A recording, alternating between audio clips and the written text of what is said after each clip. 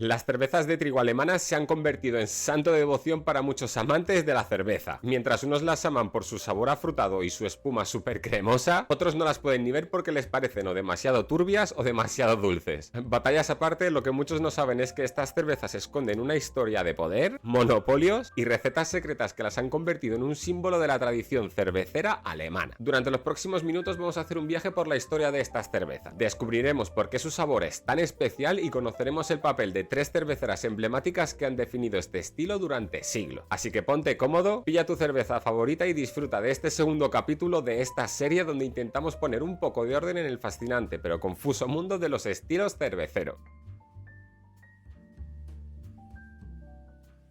Todo comienza en Baviera, ese rincón del sureste alemán donde la cerveza no es solo una bebida sino parte del ADN de la población. Para entender un poco más estas cervezas primero tenemos que hablar de nombres en concreto. Cuando escuchas Weissbier literalmente estás oyendo cerveza blanca en alemán. Pero ojo, no es que sea blanca como la leche, sino que comparada con las cervezas oscuras que dominaban la Edad Media, estas eran considerablemente más claras. Por otro lado está el término Weizenbier, que significa directamente cerveza de trigo. Y luego ya tenemos el término Hefeweizen, donde jefe significa levadura. Este nombre indica que se trata de una cerveza de trigo sin filtrar, lo que le confiere su característico aspecto turbio debido a la presencia de levadura y proteínas en suspensión. Algo fascinante es que las primeras cervezas blancas o Weissbier no estaban necesariamente vinculadas al trigo. Como te he dicho, su nombre venía más bien por el aspecto pálido y lechoso comparado con las otras cervezas oscuras que había en la época. Fue con el tiempo que los términos Weizenbier y Weissbier terminaron por fusionarse para referirse al mismo tipo de cerveza. De todos modos, lo que cambió las reglas del juego fue la ley de pureza alemana de 1516 firmada por el duque Guillermo IV de Baviera. Tiene un nombre muy largo y muy raro en alemán que yo no sé ni pronunciar. Esta ley limitaba los ingredientes de la cerveza a solo 3: malta de cebada, lúpulo y agua. La levadura todavía no se mencionaba porque su papel en la fermentación no se comprendía en ese momento. Su importancia se descubrió siglos después gracias a los estudios de Louis Pasteur. Contrario a lo que mucha gente piensa, el objetivo principal no era garantizar la calidad de la cerveza. Lo que realmente se pretendía era reservar el trigo y el centeno para hacer pan, un alimento básico mucho más importante para la población de la época, aunque también había claros motivos económicos detrás de esta ley. Al restringir la elaboración de cerveza a la cebada, el duque Guillermo IV, que mantenía una especie de monopolio sobre este cereal en Baviera, se aseguraba así que los cerveceros acudieran a él para abastecerse. Sin duda alguna fue una jugada maestra de pura economía en la Edad Media. En 1548, apenas 32 años después de la famosa ley, ocurrió algo que cambiaría por completo la historia. El hijo del duque, Alberto V, otorgó una excepción. La familia de Hemberger perteneciente a la nobleza recibió un permiso exclusivo para elaborar cerveza con trigo, creando así el primer monopolio oficial de este tipo de cervezas. Sin embargo, cuando la dinastía de Hemberger se extinguió en 1602 sin herederos, el monopolio de la cerveza de trigo pasó a manos de la familia gobernante de los Wittelsbach, específicamente al duque Maximiliano I.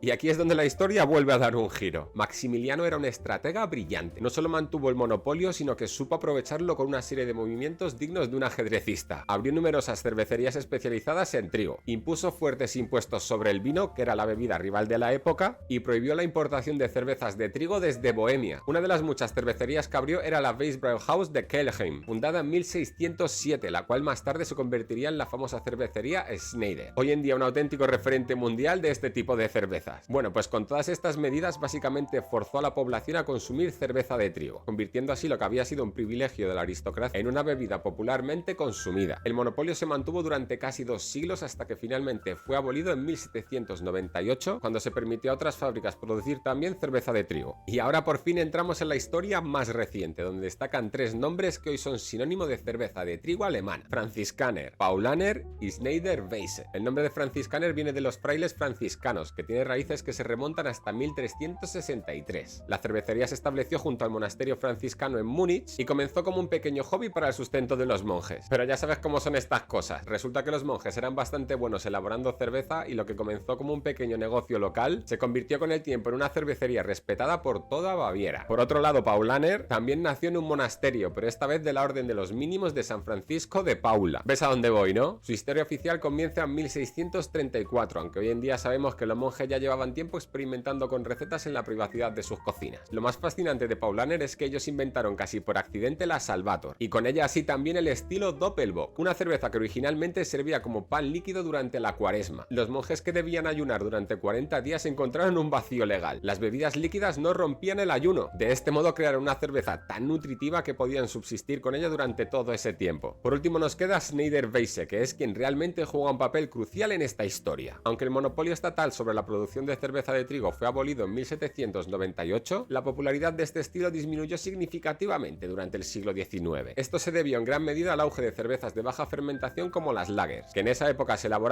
con nuevas técnicas y eran más estables y refrescantes, adaptándose así mejor a los gustos cambiantes de los consumidores. En este contexto de declive, George Schneider I y su hijo George Schneider II desempeñaron un papel crucial. En 1872 adquirieron la cervecería Weiss Brauhaus de Múnich, la cervecería más antigua especializada en cerveza de trigo de toda la ciudad. Aunque legalmente cualquier cervecero podía producir cerveza de trigo desde 1798, pocos lo habían hecho debido a su baja demanda. La familia Schneider no solo retomó la producción de este estilo, sino que también lo revitalizó y lo popularizó nuevamente, convirtiéndose en referentes de la Weissbier. Por lo que si hoy podemos disfrutar de las cervezas de trigo alemanas, en gran parte es gracias a estos empresarios visionarios que apostaron por un estilo que, curiosamente, estaba en declive justo cuando compraron la fábrica. Además, también fue en esta época cuando también se incluye la levadura oficialmente en la ley de pureza alemana. Gracias a los estudios de Louis Pasteur en el siglo XIX, se pudo identificar que la levadura era el organismo responsable de la fermentación. Este descubrimiento cervecero permitió una comprensión científica del proceso cervecero, lo que llevó a la inclusión formal de la levadura en la legislación cervecera alemana en 1906. Luego ya durante el siglo XX estas cerveceras vivieron momentos muy diferentes. La Primera Guerra Mundial supuso una crisis de materias primas brutal. Imagínate, el trigo era demasiado valioso como para desperdiciarlo en cerveza cuando la gente tenía problemas para conseguir pan. Muchas recetas se modificaron, se redujeron las graduaciones y algunas cervecerías incluso tuvieron que cerrar temporalmente. Después, con la llegada de la Segunda Guerra Mundial, las cosas no mejoraron precisamente. Múnich, que era la cuna de estas cervezas, quedó devastada tras los bombardeos de los aliados. De hecho, la cervecería Schneider fue completamente destruida en 1944 y la familia tuvo que trasladar toda la producción a Kelheim, donde siguen actualmente hasta el día de hoy. Por otra parte, Franziskaner y Paulaner lograron sobrevivir, pero obviamente no sin dificultades. Durante la ocupación estadounidense, después de la guerra, los soldados americanos desarrollaron un gusto por estas cervezas tan diferentes a lo que conocían en casa. Algunos historiadores cerveceros incluso creen que este fue uno de los primeros contactos significativos entre la cultura cervecera americana y las Weissbier, lo que años después influiría en los primeros movimientos craft de Estados Unidos. Tras la guerra, las cervezas de trigo no desaparecieron del todo, pero digamos que sí perdieron gran parte de su popularidad. No fue hasta los años 60 y gracias principalmente a la cervecería Erdinger, las Weissbier comenzaron a recuperar su estatus, convirtiéndose nuevamente en símbolo de tradición cervecera y gastronomía alemana. Ya en tiempos más recientes el panorama empresarial también ha cambiado mucho. La ley de pureza ya no es una obligación legal estricta en toda Alemania. Sin embargo, muchas cervecerías la siguen voluntariamente como símbolo de calidad y tradición. De hecho, incluso se intentó en 2013 por parte de la Asociación de Cerveceros Alemanes que la incluyeran en la lista del Patrimonio Cultural Inmaterial de la UNESCO. Franziskaner fue adquirida por Spaten en 1922 y luego el grupo Spaten-Franziskaner fue comprado por el grupo Interbrew en 2004, que más tarde se convertiría en parte en AB InBev, el gigante cervecero mundial. Paulaner, por su parte, pertenece ahora al grupo Paulaner Brewery Group, que a su vez está participado por Heineken. Solo Schneider-Weisse permanece como una empresa familiar independiente, algo que obviamente utilizan con orgullo en su marketing como garantía de autenticidad y tradición. Lo interesante es que a pesar de estos cambios corporativos, las recetas y métodos de elaboración se han mantenido sorprendentemente fieles a la tradición, porque si algo tienen los alemanes es un profundo respeto por el cómo se hacen las cosas. Como has podido ver, estas cervezas han pasado de ser un privilegio de la nobleza a estar disponibles prácticamente en cualquier supermercado, y así tener también fanáticos en casi cualquier rincón del mundo.